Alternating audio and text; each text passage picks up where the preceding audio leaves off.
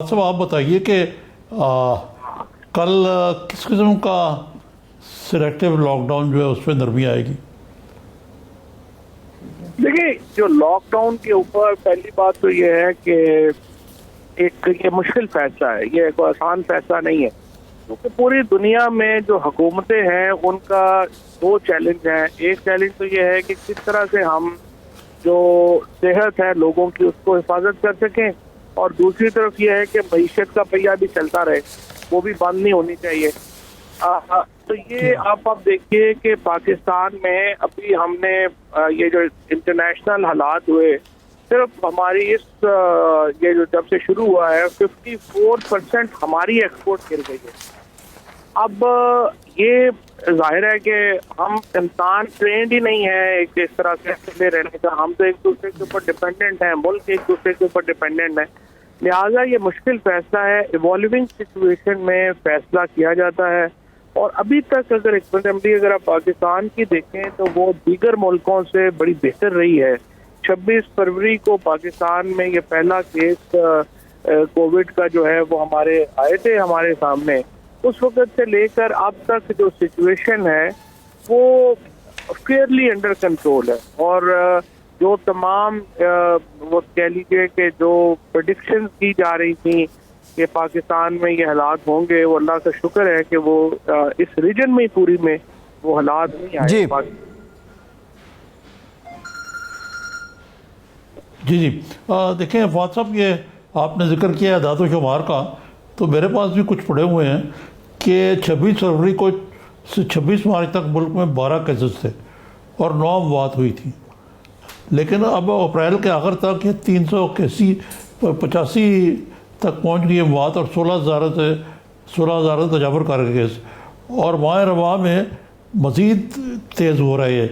तो ये थोड़ी सी कोई कॉज फॉर कंसर्न नहीं है कि ये जो मल्टीप्लायर इफेक्ट है ये बढ़ता जा रहा है? कॉज ऑफ कंसर्न तो है, लेकिन फॉर एग्जांपल जो प्रेडिक्शन थी वो ये थी कि मई फर्स्ट वीक में 2500 के करीब जो है वो हमारी डेथ फिगर्स हो सकती हैं, और हमारा जो क्रिटिकल एक्चुअली जो ज़्यादा फिगर देखते हैं वो देखते हैं क्रिटिकल पेशेंट फिगर क्या है। तो क्रिटिकल पेशेंट फिगर पाकिस्तान की जो है वो मुकाबलतन जो प्रेडिक्शन थी उससे भी बहुत अल्हम्दुलिल्लाह कम है। और हमारा जिस तरह था ना कि निज़ाम सेहत, लेकिन असल प्रॉब्लम तो इसमें यह है कि आपकी सेहत का निज़ाम जो है उस पर इतना बोझ आ जाए कि वो संभाल ना सके। तो अभी हमारा जो एग्जिस्टिंग स्ट्रक्चर है हमारा जो हेल्थ का, वो अभी फेयरली केपेबल है इस को डील करने में।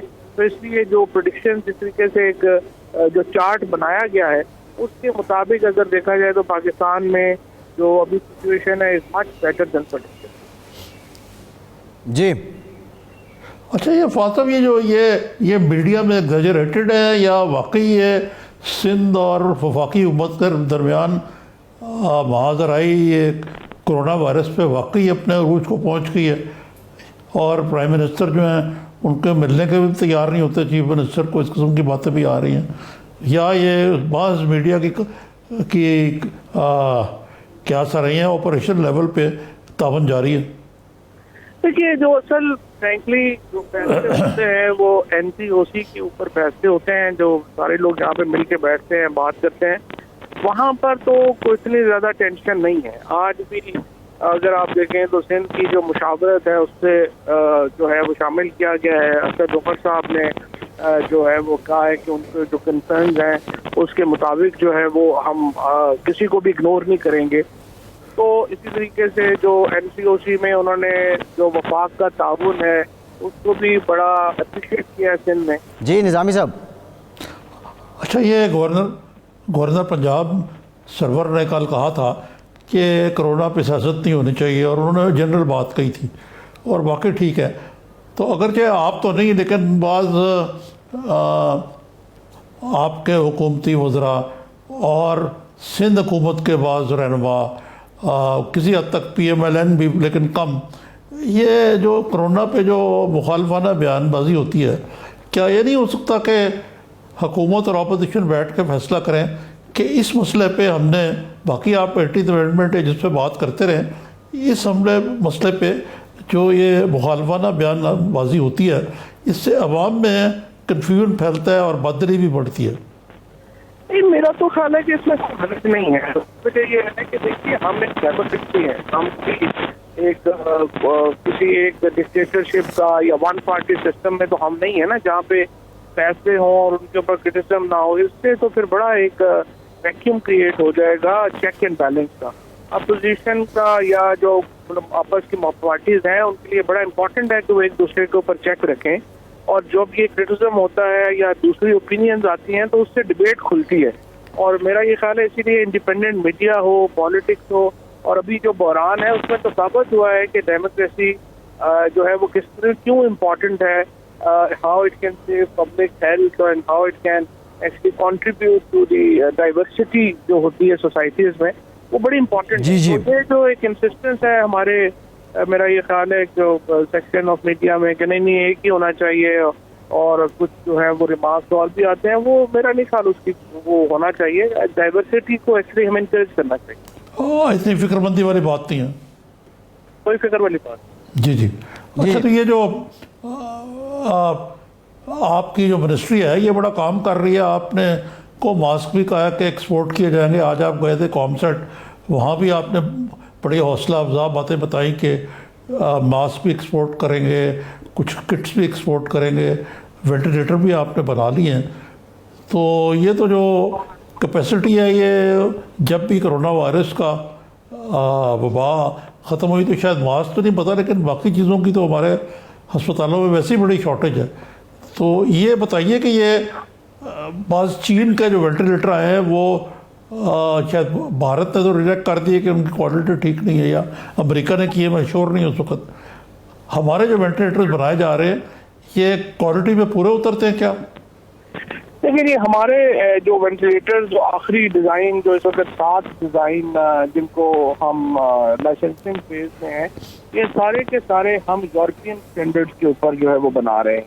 अगरचे यूके ने और कई सिचुएशन में अमेरिका ने भी अपने जो स्टैंडर्ड है उनको रिलैक्स कर दिया और कम क्वालिटी को भी एक्सेप्ट कर रहे थे, लेकिन हमने जो डिज़ाइन फाइनलाइज किए हैं वो हमने एग्जैक्ट यूरोपियन जो क्वालिटी है उसके ऊपर हमने बनाए हैं।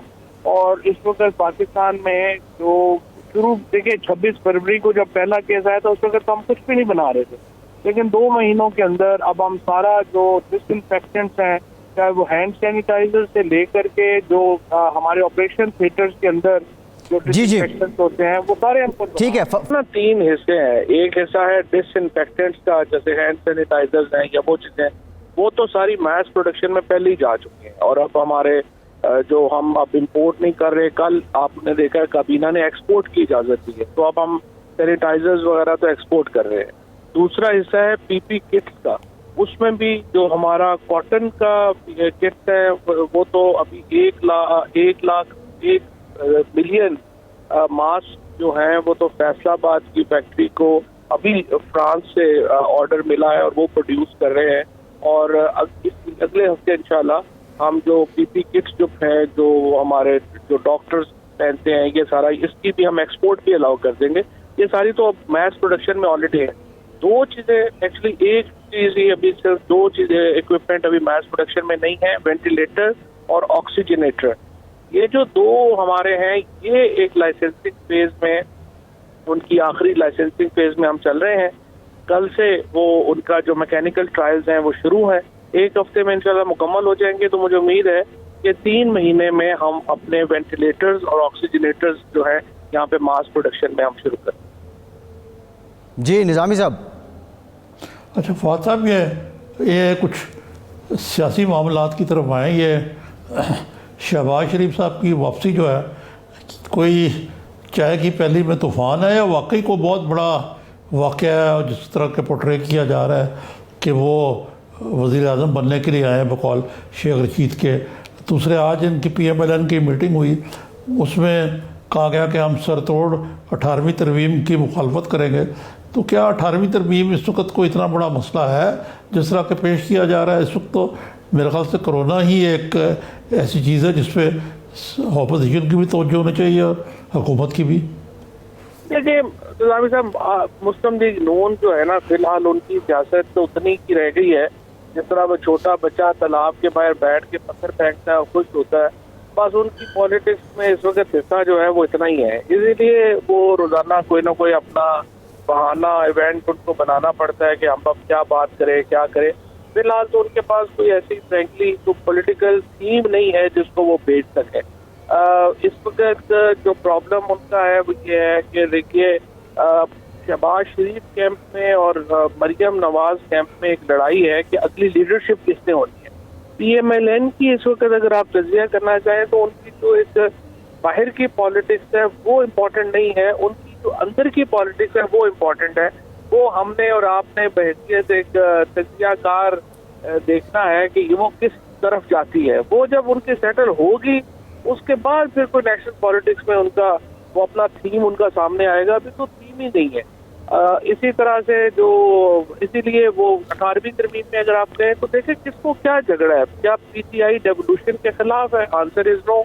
PTI हो, पीपल्स पार्टी हो, PMLN हो, हमारा इत्तेफाक राय है कि जो डेवोल्यूशन हुई है सेंटर से प्रोविंसेस में वो बिल्कुल सही हुई। जो बातें जो उसके ऊपर भी इत्तेफाक है कि जो लूप होल्स रह गए हैं उनके ऊपर हमें बैठ के बात करनी चाहिए, और ना सिर्फ 18वीं तरमीम पे 19वीं 20वीं तरमीम पे भी बात करनी चाहिए। ये चीजें जिनके ऊपर बैठ के पॉलिटिकल पार्टीज को बात करनी है।